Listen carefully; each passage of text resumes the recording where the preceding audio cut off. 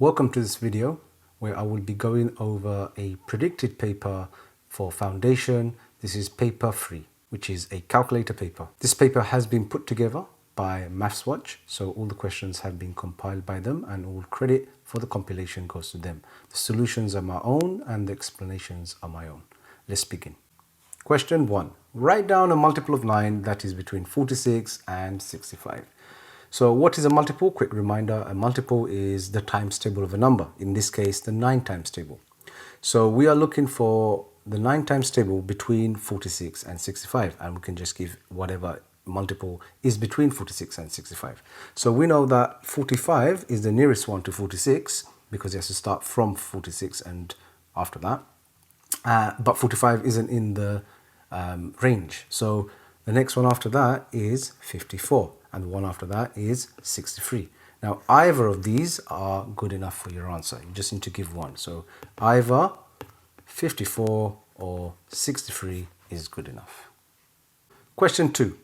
Write 0.3 as a fraction. So we have 3 over 10. So 3 over 10. That's the fraction. So if you had, for example, 0.7, it would be 7 over 10. If you had, for example, 0.23, it will be 23 over 100. 100 this time because you got 2 digits after the decimal place. So this is our answer for that. Question 3. Here are the first 4 terms of a sequence. You've got 3, 11, 19 and 27. And you want to write down the next term in the sequence for part A. So what you want to do first of all is find the difference between the first number to the second number. And that is 8. So 3 plus 8 gives you 11. And then 11 plus 8 gives you 19. And then 19 plus 8 is 27.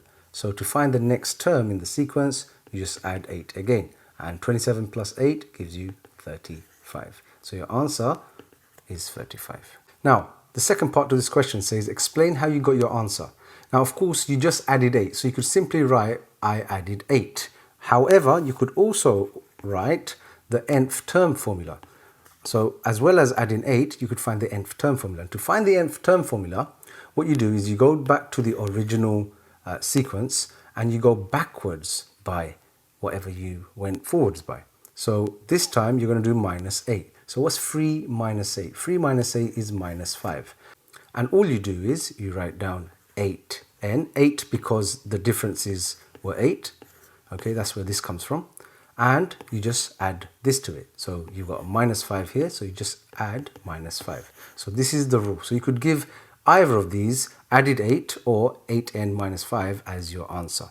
Now the reason that I found this one is actually to answer part B, because part B says work out the 10th term in the sequence. So if you have a look at your original sequence, this is your first term, your second term, your third term, your fourth term, and you found the 5th term. Okay, and this is the 0th term. Okay, that's the 0th term. Now to find the 10th term, I mean, you could keep adding 8 if you wanted to, but you could actually use this formula, the 8n minus 5. And n here will represent the term number that you're looking for, which is in this case the 10th term. So you'll just do 8 times by 10 minus 5. So 8 times by 10 is 80. 80 minus 5 is 75. So 75 is your answer. Question 4.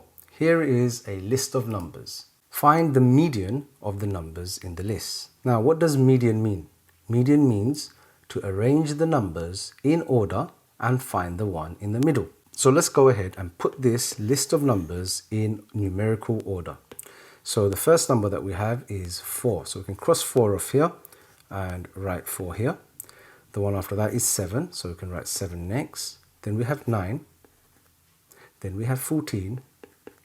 Then we have 16. Then we have 18.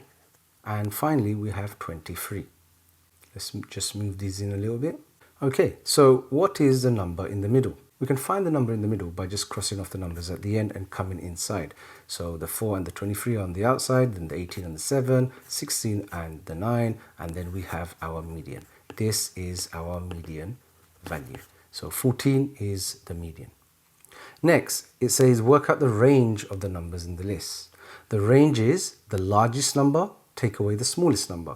The largest number here is 23 and the smallest is 4. So the range is going to be 23 minus 4, which gives us 19. Finally, for part C, it says work out the mean of the numbers in the list. Now the mean is all the numbers added up divided by the total amount of numbers. So let's just get rid of these crosses so we can see the numbers. It doesn't have to be in order when you add the numbers, but it's okay if it is.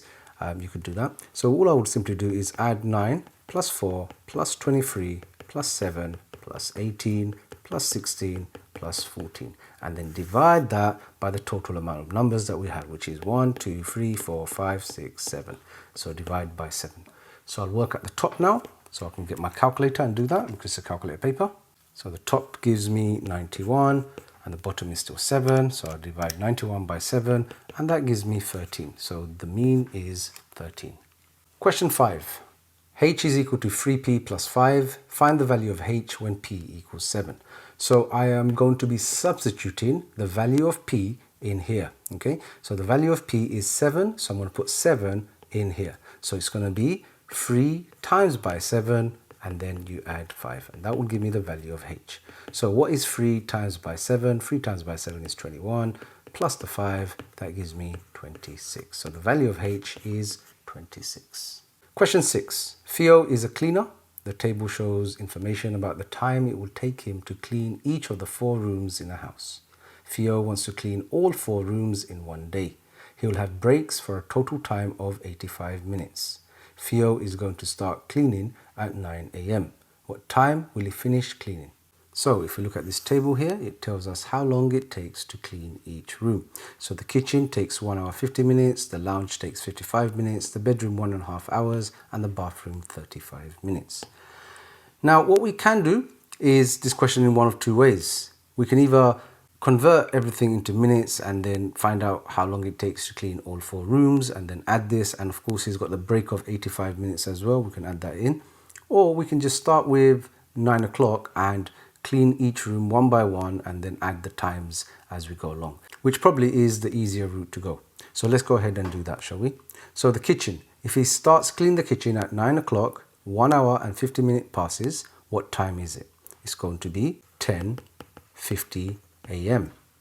So that's the kitchen done. Next, if we move over to the lounge and then we clean that, it takes 55 minutes for the lounge. So we add 55 minutes to that. What time is it? It's going to be 11:45 a.m. and that's the lounge done. Next, we move over to the bedroom. We can give the break any time that we want. We'll just do that in one go. Okay, so let's add the bedroom now. So 1.5 hours it takes to clean the bedroom. So let's add 1.5 hours to this time. So let's add 1 hour first. So it's going to be 12:45 and then add another half an hour. So 12:45, add the half an hour, it's going to be 1:15. So 1:15 p.m. We're in the p.m. and he's cleaned the bedroom. Now let's give him a break. Now his break is for 85 minutes. So this 85 minutes is how long? It's 1 hour. And remember, in 1 hour there's 60 minutes. So we take away 60 minutes from that. That leaves us with 25 minutes. So it's 1 hour and 25 minutes. So let's add 1 hour and 25 minutes to our time, which was 1:15 before. So let's go ahead and do that. So add 1 hour is 2:15. Add the 25 minutes gives us 2:40 p.m. So that's his break done.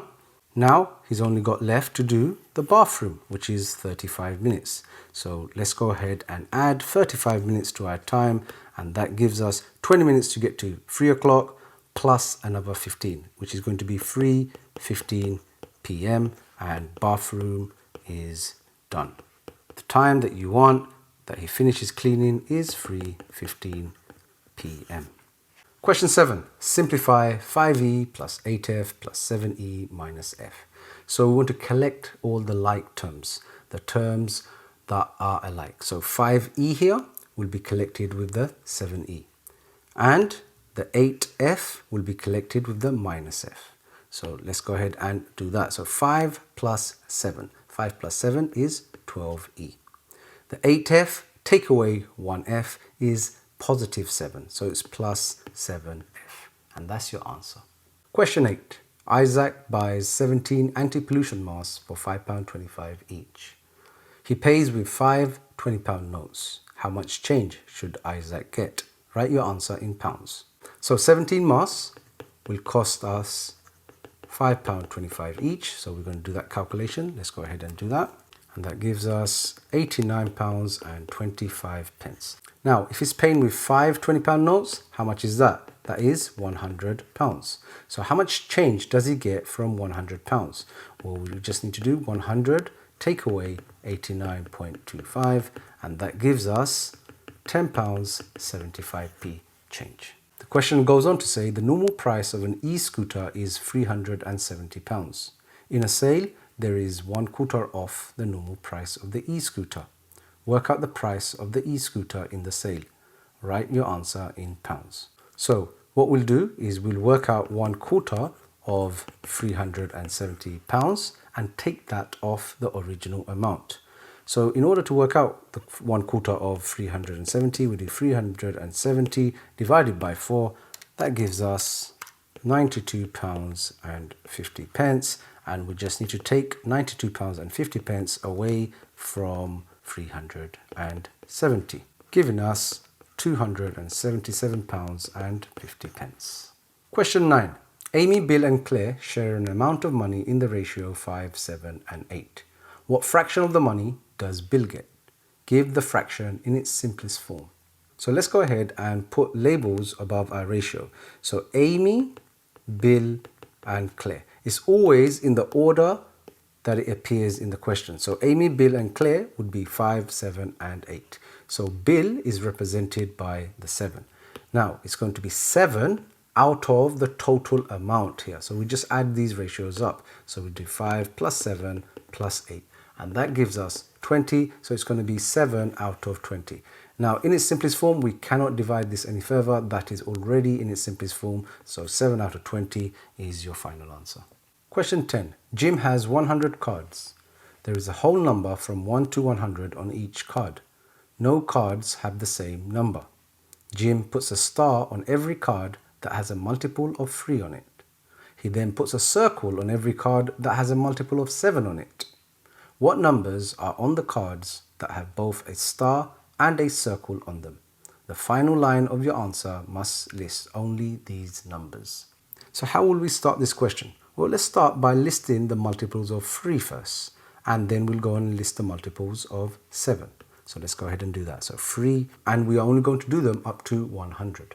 So the multiples of 3 are 3, 6, 9, 12, 15, 18, 21, 24, 27, 30. Okay, so these are all the multiples of 3. Now we'll do the multiples of 7.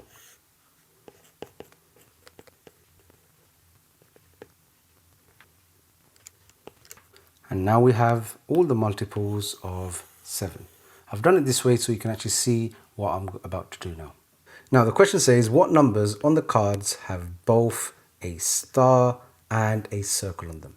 So that means they have got to be a multiple of 3 and a multiple of 7. Right, so I'll go through my list and I will see which matches I have. So you can see here 21 and 21 straight away is a match. So 21 will be one of our cards that have both a star and a circle. So let's get that out of the way. If you go along, you'll see next now 42. So you have 42 here and you have 42 there. So 42 will be next on our list. After that, we have 63 here and we also have 63 there. So 63 is next. And finally, we have 84 and 84. So this is our final list. Question 11. Expand 4 bracket 2x minus 3. So we are multiplying here. So 4 times by 2x gives us 8x. And then we are multiplying this. So 4 times by minus 3, which is minus 12. So 8x minus 12 is our answer. Part B. Factorize 5n plus 15. So we are taking out the common factors. So if you look at the numbers, 5 and 15, they have a common factor of 5. So we can take 5 out. Now, this one has n, but this one has no letters. So we can't take anything else out. So we can open up our brackets like this. It's going to be a single bracket, and we need an n here to multiply with the 5 outside the bracket to give us 5n, and then a plus sign, and then we need a 3. So it's going to be 5n plus 3. Question 12. Write down the ratio of 450 grams to 18 grams. Given your answer in its simplest form. So let's start write this down as a ratio like that, and we are looking to divide until we cannot divide anymore, and we are dividing by the same number. So I can see instantly, if you just hide the 0 here, 45 and 18, they have a common factor of 3, so we can actually divide both sides by 3 first. So if we do 450 divided by 3, that gives us 150, and 18 divided by 3 is 6. Next, we can divide by 3 once more. So let's divide both sides by 3. So we get 150 divided by 3, which is 50, 6 divided by 3, which is 2.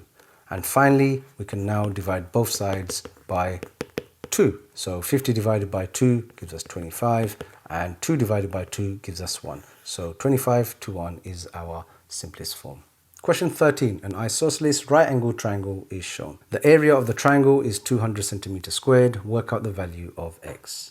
So where do we begin? Let's focus on the area right there. How do I find the area of this triangle?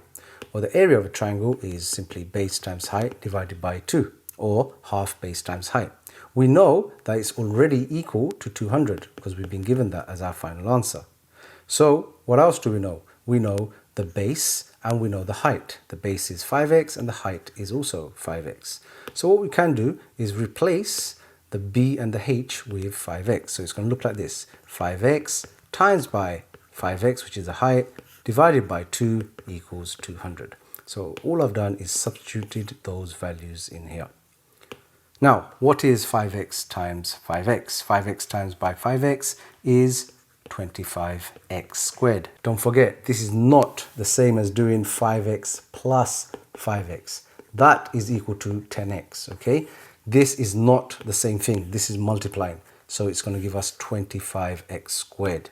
All right, so make sure you make a note of that. Now you divide by 2, and that gives us 200. We've done nothing there. Now, next, what I'm going to do is I want to get rid of the 2 on the denominator. How? I'm going to multiply over here on the other side. So it's going to be 25 left on this side, and 200 times by 2 is 400. Now, I want to get rid of this 25 right there. So I'm going to divide the other side by 25. So x squared is equal to 400 divided by 25. And that gives us x squared as 16. Finally, I want to find what just x is. So I'm going to square root both sides. So if I square root x squared, I get just x, and the square root of 16 is 4. So I get x is equal to 4. And that's my answer.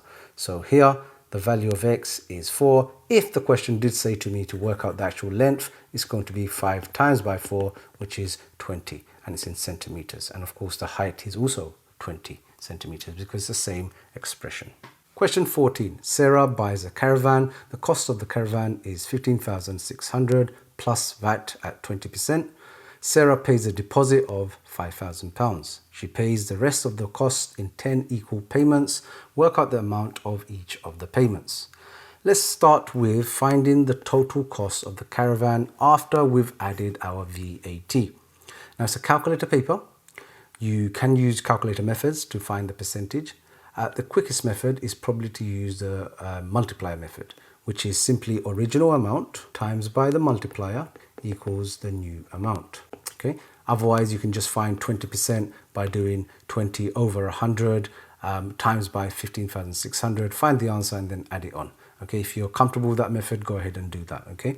But I'm just going to use this multiplier method. If you want more practice on the multiplier method, I do have a video on my channel, so do go and check that out. Right, so what is the multiplier? Now we are adding a VAT of 20%. So if we are adding something, so it's going to be 100 plus 20%, which is 120%. Now to make 120% into a multiplier, we just divide by 100, so it's going to be 1.20. So 1.20 is our multiplier. Now the original amount is our 15,600. So we times that by 1.2, and we can get our answer straight away by using our calculator. and that gives us 18,720 as our amount for the cost of the caravan. Now, she pays a deposit of £5,000. Okay, so we can take that away from our original amount, or not our original amount, our new amount after VAT has been added. So 18,720 minus 5,000, that gives us 13,720. Now, she has to break this cost down into 10 equal payments. So we are going to divide 13,720, which is the amount remaining after she's paid her deposit, and we're going to divide that by 10. And that gives us £1,372 per payment. So this is each payment, okay, £1,372. Question 15. Make x the subject of the formula y is equal to 7x plus 4. So currently x is right there and we want to make it on its own, just like y is. So currently y is the subject. So let's begin by writing x. So what happens to x first? It gets multiplied by 7 and then you add 4 and that gives you y. So let's go ahead and do that. So x times by 7 and then you add 4 and that gives you y. If you go backwards now, you can find out what x is. So going backwards, add 4, we take away 4. Times by 7, we divide by 7. So if you imagine y minus 4 and then divide by 7 gives you x. Let's go ahead and write that down. So y minus 4, then divide by 7 like that. Okay, not like this. Okay, don't do that. All right, do it like that all over, okay, because that's your answer carried from the previous one, okay, and that gives you x, so you can write that. So there is your final answer. Another way that you can do this, if in case you're used to this, is just to do it in steps like that. So you take 4 away first, so you do y minus 4 equals 7x, and then you divide by 7. So y minus 4 divided by 7 is equal to x, and that's the same thing. Question 16. The diagram shows a square, ABDE, and an isosceles triangle, BCD. We are told that the angle C is 40, and we are asked to find the angle EBC. So where is EBC? You go from E to B to C. So it's looking for this angle right there. We have to find that. So where do we begin? Well, first of all, let's work and focus on this isosceles triangle. Now, what do we know about isosceles triangle? Well, an isosceles triangle is where you have two sides which are the same and two angles down here which are the same. Now you're given this angle at the top, okay, because remember, these lines indicate which two sides are the same, meaning that these angles here are the same. So these two angles are referring to these two angles. And this 40 here is referring to this 40 here. So how do I find these two angles on the bottom? Well, we know that the angles in a triangle add up to 180. So we can do 180, take away the 40, and then divide the answer between the two angles at the bottom. So that gives us 180 minus 40, which is 140. Divide that by 2, that gives us 70 degrees. So each of these is worth 70 degrees. So that's 70 degrees, and this is also 70 degrees, which we can also put in here as well. Now, if you move over to the square, we know that the angle of a square here is 90 each. And this line here has divided the square into two triangles. Now these triangles actually split up this 90 degrees in half. Okay, so this is actually 45 degrees and 45 degrees here as well. But I want to show you why that is. If we take this triangle right there, this side here is the same as this side there, making this also an isosceles triangle. So let's go ahead and just quickly draw that down here. Now, what did we say this was? This was 90 degrees. So this is 90 degrees. So if this is 90 degrees, then these are also going to be from 180 minus the 90 and then divide that by 2. And that gives us 90 divided by 2, which is 45 degrees. So each of these angles is 45 degrees. So this here is 45 degrees. So now all we have to do is add the 45 and the 70. So 45 plus 70, that gives us 115 degrees. So the angle EBC is 115 degrees. Question 17. Here is a trapezium drawn on a centimeter grid, not drawn to scale. Work out the area of the trapezium, stating the units of your answer. Now, this line here, if you see that in your test or your exam here, it means that you can't get a ruler and just measure these, all right? Because it might not be a centimeter. So that means you can't just measure this and measure the height, yeah? Now, the first thing that I want to actually start you off with is finding the area for a trapezium. What is the area of a trapezium? Well, we know that the area of a trapezium is the two parallel sides added, so this side and this side. So we need to find the length of this and the length of that, and we need to add them together. And then you times by the height, and then you divide all of that by 2. You can also do add these up first, divide by 2, and then times by the height. Okay, whichever way is good for you is fine. All right, so let's write that down. So we are going to add the two parallel sides. Let's call it A plus B. Then we are going to divide that by 2, and then we're going to times it by the height. And that will give us our area. So what is this? Now we are told that it's a centimeter grid, which means each of these are 1 centimeter. So that's going to be 1, 2, 3, 4, 5, 6, 7. We just count it like that. So that's 7 right there. Here we have 1, 2, 3, 4. So that's 4.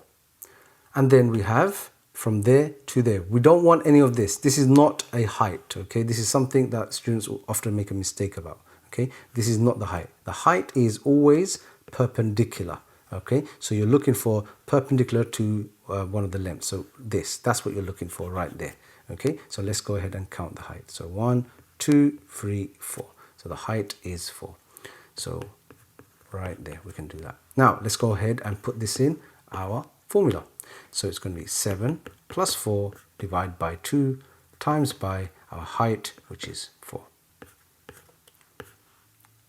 And that gives us 22 centimeter squared. Question 18. Use your calculator to work out 18 squared minus 7.9 all over the square root of 46 minus 1.8 to the power of 3. Write down all the figures on your calculator display. Now, how I like to do this is I do the top first. So I work out 18 squared minus 7.9. So 18 squared on my calculator equals minus 7.9, and that gives me, you might need to press the SD button, that gives me 316.1. Now we'll work out the denominator on the bottom. So it's going to be 46 minus 1.8 to the power of 3. And that gives me 40.168, and that's square rooted as well. Now you can go ahead and do all of this in your calculator, but mind you, if you make a mistake, you will lose the marks completely. All right, that's why working out is so important, because if you go on and make a mistake now, the examiner will look at this and say, well, they've worked this part out, so they'll give you one of these marks. All right, so be careful about that. Now I'll put all of this on my calculator, or you could actually do the square root first and then write down the answer to that and then go ahead and do it. But I'm confident enough now to put it in, and you should be too. So 316.1, I'm going to use the fraction button and over square root 40.168. I'm going to press the cursor to the right to make sure that I'm not adding anything in my denominator. I'm going to press equals here, and I get 49.87517031, writing down all the numbers on my calculator display. The question goes on to say, round your answer or write your answer correct to 4 significant figures. So significant figures, we want the first 4, which is going to be up to here. Now, because the number next to it here is a 5, it's going to mean that this 7 is going to become, so the final answer to 4 significant figures is going to be 49.88. Question 19. There are men and women at a meeting. There are 42 women, 40% of the people at the meeting are men. Work out the total number of people at the meeting. Right, so where do we begin with this question? Well, we know that 40% are men, so if we write down men as 40%, the women would represent 60%, because the rest would be women. Now this 60% we are told representative of 42 women, because there are 42 women at this meeting. So 60% is 42. We want to work out, first of all, the number of men. Let's put that as an X, an unknown. And then we are going to add the men and the women together, giving us a total number of people at the meeting. So how do we do that? Well, we can use proportion here. You see, 60% is equal to 42 people. In this case, women. So what does 40% represent? Well, we can do this in a number of ways. We can either find what 1% is and then go back up to 40%, or we can find something that is a factor of both 60 and 40%, which would be the easiest one, 20. So we are going to go down to 20%. So how does 60% become 20%? We divide it by 3. So we will divide this side by 3 as well. So 42 divided by 3 gives us 14. Now we will go up to 40% because remember we want 40% for the men. So that will now tell us how many men are at the meeting.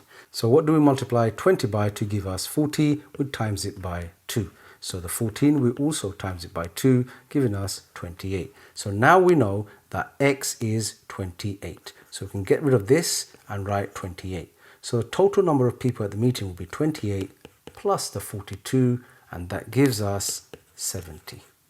So 70 is your final answer. Question 20. There are some colored pins in a bag. The pins can be green, yellow, purple or grey. A pin is going to be taken at random from the bag.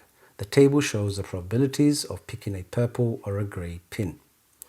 Now it's filled out some of the table for you, and it's asking you, well, it's telling you first the probability of picking a green pin is 3 times the probability of picking a yellow one. Complete the table. Now, what does that mean? Let's write that down. So it's saying that the probability of picking a green pin is 3 times the probability of picking a yellow one. So let's call the yellow one X for now. Let me just zoom in here. All right. Let's call the yellow one X. So the green pin probability would be 3 times that, giving us 3x. Now, this all the probabilities we know should add up to 1. So we can do that now. So we can write 3x plus x plus 0.35 plus 0.25 and make that equal to 1. Now we collect all the like terms, so we have 4x here. We do 0.35 plus 0.25, giving us 0.6. So 0.6, that equals to 1. Then we take the 0.6 to the other side, leaving us with 4x is equal to 0.4. And then we do 0.4 divided by 4, giving us x as 0.1. So we want to complete the table. We can get rid of this and write x is equal to 0.1. We can do 3 times 0.1 and get rid of the 3x right there. So this will be 0.3. So there's my table completed. Now it says there are 14 purple pins in the bag. Work out how many green pins are in the bag. So if we go to the purple, we are told that there are 14 of them. So this 0.35 represents 14. So let's write that down. 0.35 represents 14. Now if I want to find the probability of green, I need to know what 0.3 will represent. Okay, so in the same way I did the previous question, I will find a way that will get me to a number that is both common to 0.35 and 0.3. Now I can actually do this in one of two ways once again. I can go down to 0.01 or we can use 0.05. Okay, whichever one you prefer. I'm going to go with 0.05. So I want to go down to 0.05. So how do I do that? Well, don't worry too much about these values. Well, they're not values, 0 point something. Just focus on the 35 and the 5. How does 35 become a 5? Well, we divide by 7. So we are going to divide this side by 7. So 14 divided by 7 gives us 2. And then we want to go back up to 30. Now this is actually 30, okay? Because 0.3 is the same as 0.30. So how does 5 become 30? We times by 6. So we're going to multiply the 2 here by 6. So now we can do 2 times by 6, which is 12. So the number of green pins in the bag is 12. Question 21. Factorize and solve. Now, I've got 2 or 3 videos on my channel for factorizing. So you can go check them out. But I'm going to be using this method, which I refer to as the cheat method. And what I do with the cheat method is I multiply the coefficient of x squared, which is 1 in this case, with this number right there. So 1 times by minus 21 is minus 21. And then what I do is I find the factors of 21. So that's 1 and 21, that's 3 and 7. So which of these combinations I am looking for to give me a plus 4x when you add them? Well, there's no way that this will give me a 4 or minus 4 or plus 4. It's going to be the second ones, so the 3 and the 7. So I want a plus 4 when I add, and I want a minus 21 when I multiply. So one of these has got to be a positive and one of them has got to be a negative. And because I want a plus 4, the 7 is going to be a positive and that's going to be a negative. Now, what I do, now you could do, just put them in a bracket, it's probably easier. You could do that, but I just want to quickly go over that method in case you're asked to do something where you have a coefficient greater than 1 right there, okay? And this is how you do that. You take this, and you could see this on the video that I mentioned earlier. You take this without the x squared, all right? And you just write x over this number first, and then you do another one with this number. So the first one's going to be x over minus 3, and the second one's going to be x over plus 7. And then you just put them into brackets, okay? Just like that, okay? And I'll show you in the other videos why this is useful, because when you have a number here, then you need to simplify these before you can put them in a bracket. Anyhow, this question did say to solve, so this is equal to 0. So now what do we have? We have two brackets which are multiplying to give you 0. So one of these brackets has got to be 0. Either this one or the other one. If it's the first one, x is going to be equal to 3. If it's the second one, x is going to be equal to minus 7. So these are our two solutions. Question 22. Solve 3 bracket x minus 7 is equal to 33. First thing we want to do is expand that bracket, which we've done earlier with the earlier question. So it's going to be 3x minus 21 equals 33. Take the 21 to the other side. So we do 33 plus 21, which is 54. And 3x is equal to 54. Finally divided by 3, and therefore x is going to be equal to 18. So that's my answer. Question 23. Here are the first 4 terms of an arithmetic sequence. Write down an expression in terms of n for the nth term of the sequence. Now, we've done this earlier where I found the answer 8n minus 5. Here is a proper question with one of these, all right? So you have to do that. The other one, you could have kept on adding 8 until you got to that 10th term. Right, so we're going to use that method that we employed earlier. So what's the difference between the two there? It's an arithmetic sequence, which means you add or you take away to get from one number to the other. So what's 5 plus something to give you 12? You add 7 and you keep adding 7 and you just make sure that 7 is correct by checking it with the numbers after that. So 7n we're going to write down because the difference is 7. And then to find what we need to add to this or take away, we go to the first term and we go backwards. Going forwards was add 7, going backwards is minus 7. So what is 5 minus 7? 5 minus 7 is minus 2. So the answer we're going to add is going to be minus 2 to this. So it's going to be minus 2. And that's our final answer, 7n minus 2. Question 24. Here is a triangular prism. Work out the volume of the prism in centimeter cubed. Give your answer correct to 3 significant figures.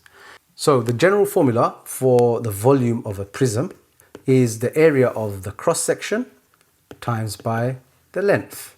So the cross section in this example is this triangle face right there. So we need to find the area of that triangle. Now, the area of a triangle is base times height divided by 2. That's the area of a triangle. But notice here, we are not given our height. This is not the height, the slanted side. Okay, don't make that mistake. So this is 7.8, right? But we are not given the height. This means this question actually requires us to find the height first before we can use our volume formula. All right, because we can work out the area of this and then obviously multiply by the length, which is 16, but we don't have the height. So let's quickly draw that triangle down. So here's my triangle. We know that this is 5.4 centimeters. We know that this is 7.8 centimeters. And it's a right angle triangle, as we are told in the question. How do I find this length here? I use Pythagoras. So let's go ahead and zoom in and work on this triangle. So how do I use Pythagoras? Just a quick reminder, a squared plus b squared is equal to c squared, with c being the hypotenuse, which is the longest side, and a and b can be either of those sides. I'm just labeling it like that. So we are finding a right now. So let's go ahead and use our formula. So our a is our missing side, so let's just write a squared still, plus our b, which is 5.4 squared. That gives us 7.8 as c squared. And that's equal to 7.8 squared, which is c squared. Now, to find what a squared is, I take the 5.4 to the other side. So it's add 5.4 on this side, on the other side it's going to be minus 5.4. So it's going to be 7.8 squared minus 5.4 squared. Now, what is 7.8? Let's work this out. That gives us 60.84, and 5.4 squared is 29.16. So we just need to take them away to find what a squared is. So 60.84 minus 29.16, that gives us a squared as 31.68. Now we don't want a squared, we want a. So we square root 31.68. And that gives us 5.628 4 ...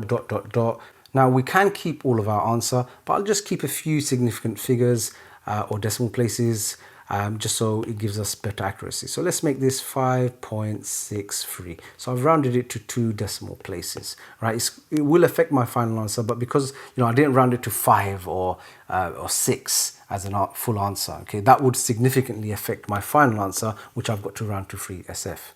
All right, so I can use now what a is. So let's go ahead and put a here. So 5.63 centimeters. Now I can find the area of my cross section, the area of my triangle. So the area of my triangle is going to be 5.4, the base, times by 5.63, divide that by 2.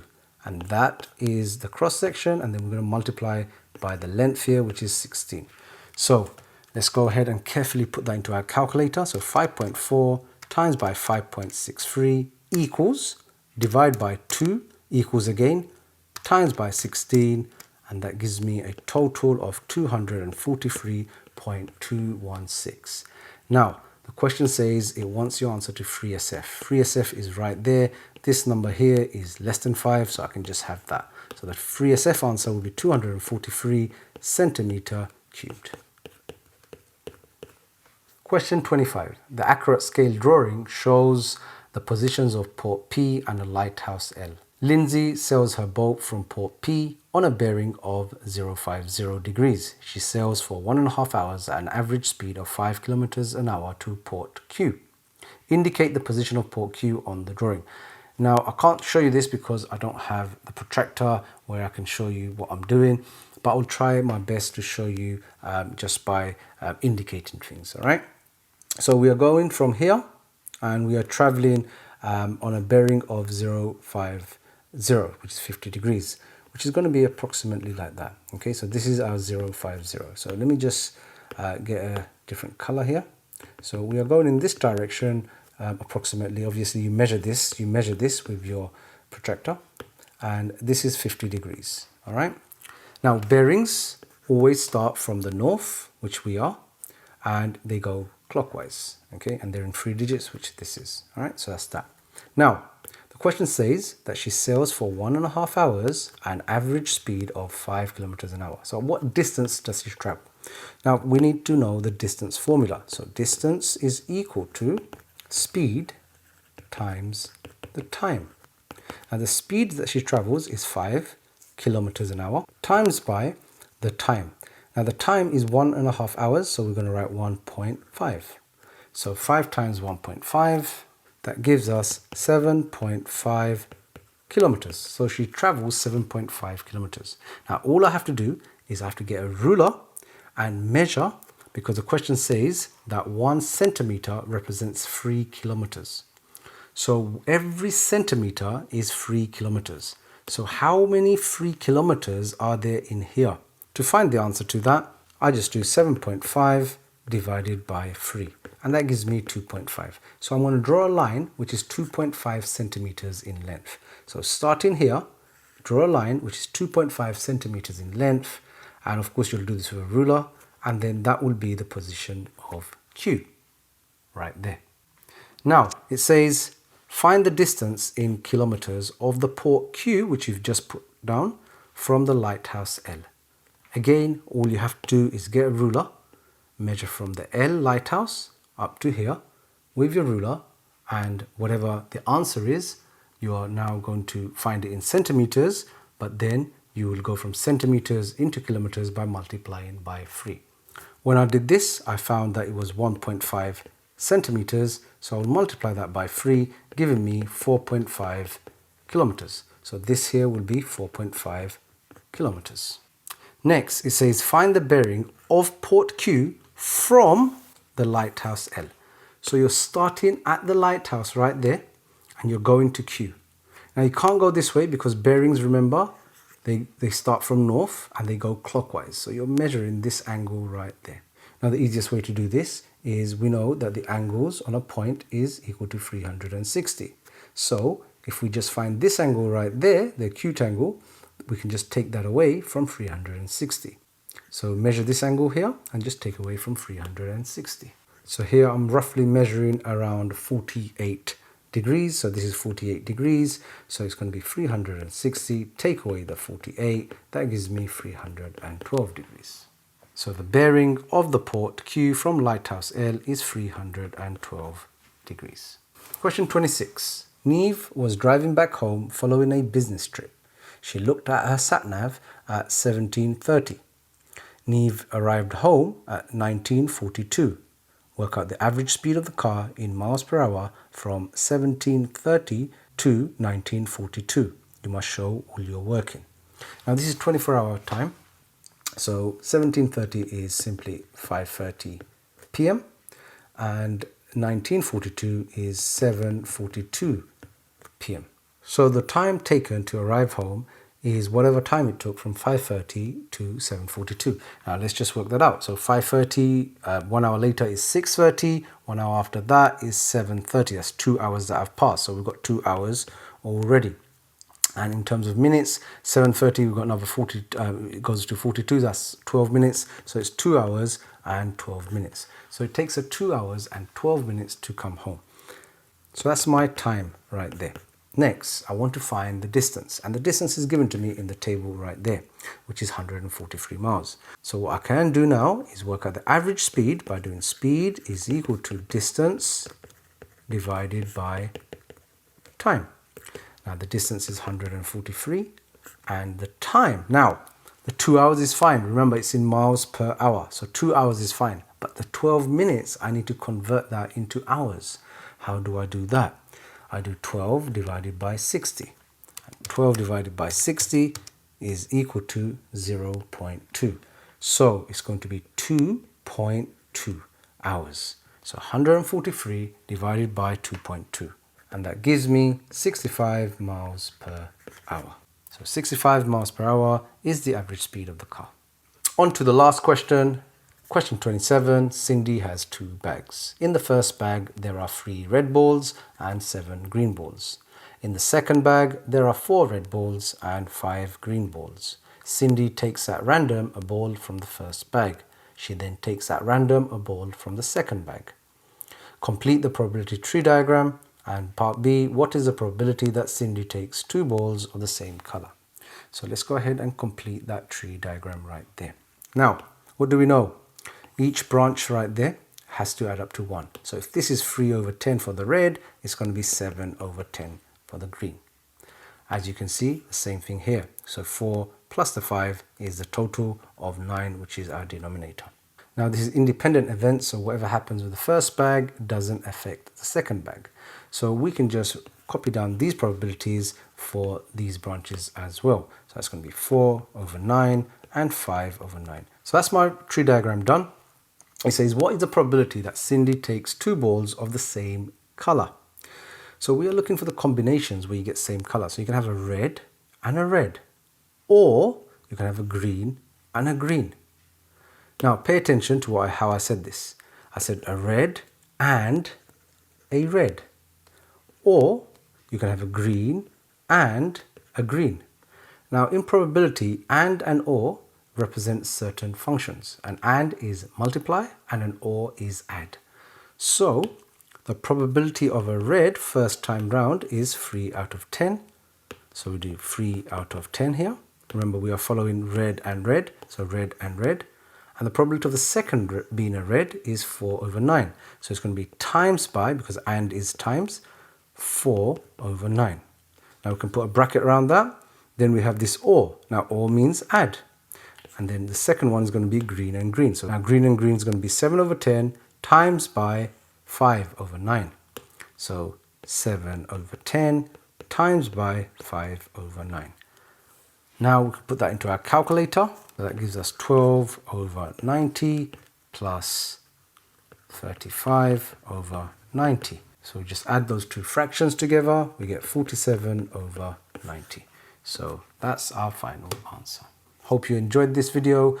Do go back over any question that you didn't quite understand. Maybe on the second time round, you'll start to understand it a little bit better. If there's something that you still need help on, do go and see if I have a video for it on my channel.